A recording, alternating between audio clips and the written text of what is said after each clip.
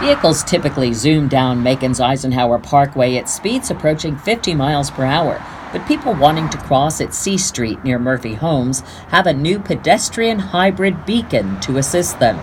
Alexander II elementary school students have been using a similar crosswalk for months after Macon's first hybrid beacon was installed on College Street near Tatnall Square Park.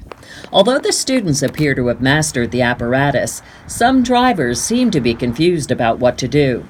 Triangular clusters of 3 traffic lights are posted on metal arms that stretch over the lanes of traffic. 2 red lights are across the top and a single yellow light on the bottom. The lights remain dark until a person is ready to cross and pushes the button.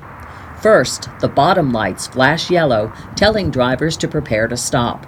Once the red lights come on, vehicles are to stop before the crosswalk, and pedestrians get the walking man's signal that it's okay to cross.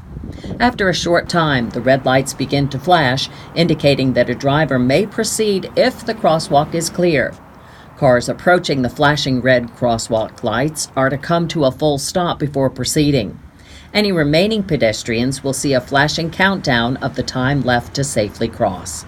The Georgia Department of Transportation and local governments are using pedestrian hybrid beacons to try to reduce pedestrian crashes in the state. Liz Fabian, the Center for Collaborative Journalism.